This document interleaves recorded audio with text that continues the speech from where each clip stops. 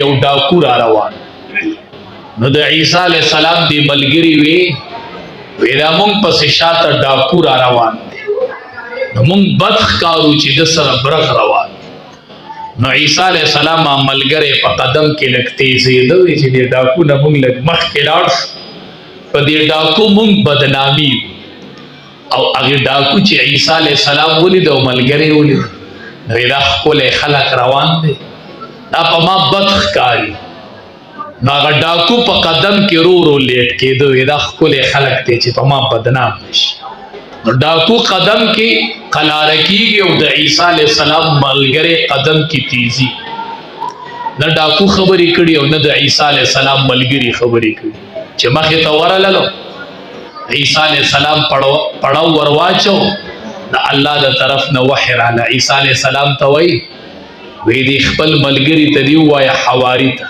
چې ټول نیک عبادت مې ورله اوسېزو د سره د نوې عبادت شروع کړي ټولې نیکۍ لاړې او دا ډاکو راوغواړه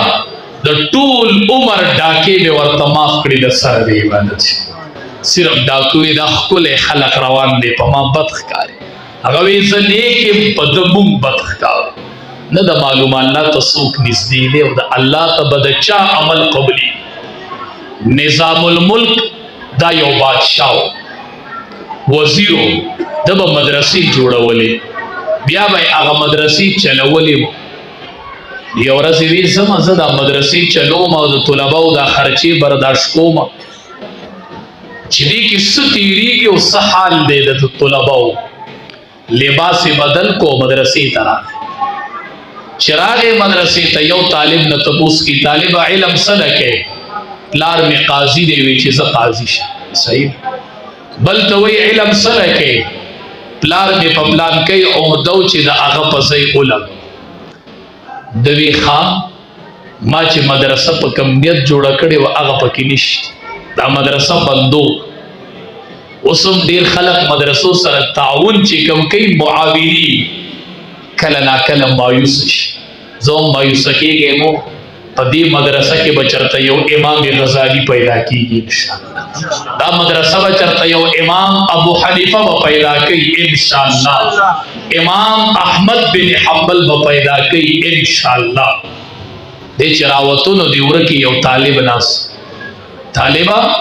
څه کوي علم حاصلو وی د څه مقصد دپاره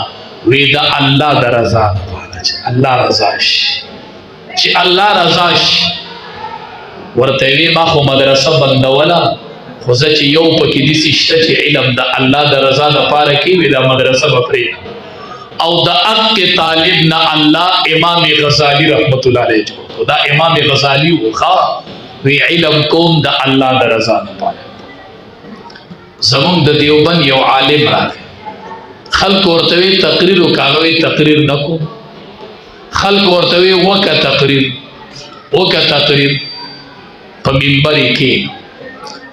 په منبر ناست دی خلک په تمه دی دې تقریر کوي تقریر نه کوو د خولې نه یو اواز راووت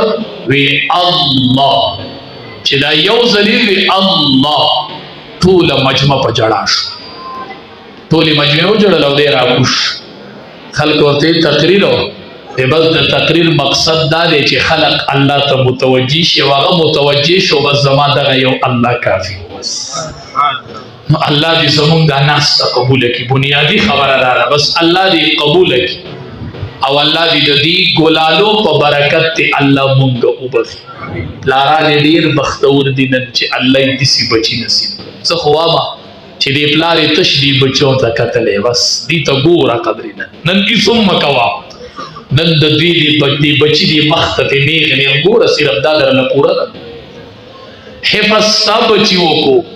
پلاره مقام ورسره ستا اوچت شو مرتبه ورسره تا ته میلاو شو اورنګزیب عالمګیر حفظ وکړو بچي حفظ وکړو دا بادشاه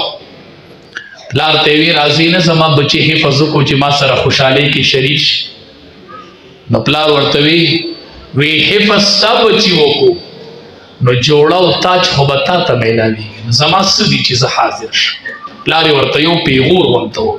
وی عالمګیره زه به هله بختور وی چې تا د قرآن حفظ کړی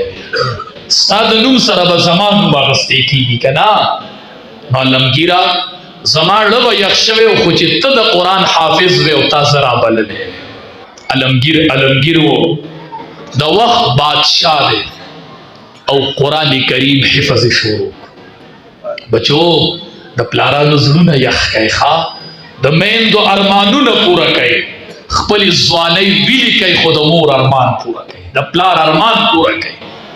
چې د پلار په ژوندانه د پلار ارمان پوره کړي او ته حافظ شي او د پلار د دیدار وکړي. بس چې پلار دې ووي زړه کې به خوشحالي کې چې زه که مړ شومه نو یو حافظ قرآن شته اب ودرېږي او زما جنازه خو به وکړي، په جنازه به مې یو حافظ قرآن ودرېږي. یو اسره مې شته که په مقبره تیر شي نو وبدرېږي چې دې مقبره کې زما والد محترم دې کې مې پلار، نو دعا خو به کوي چېرته. نو اورنګزیب عالمګیر په خپله قرآن شروع، قرآن یادو پلار یې لا ژوندی و چې قرآن یې په یادو یاد. پلار ته یې پلاره نن راشه، نن خوشحالی نه راشه. نن اورنګزیب حافظ شو. نو پلاره زما د نوم سره به ستا نوم اخیسته شي. پلاره نن جوړه او تاج ستا دي. پلار یې راغی د اورنګزیب په حفظ کې شریک شوي. دا زما خوشحالي ده. پلارانو دا ستاسو خوشحالي ده. دې بچو نه ډېره خوشحالي ستاسو ده، ډېره خوشحالي.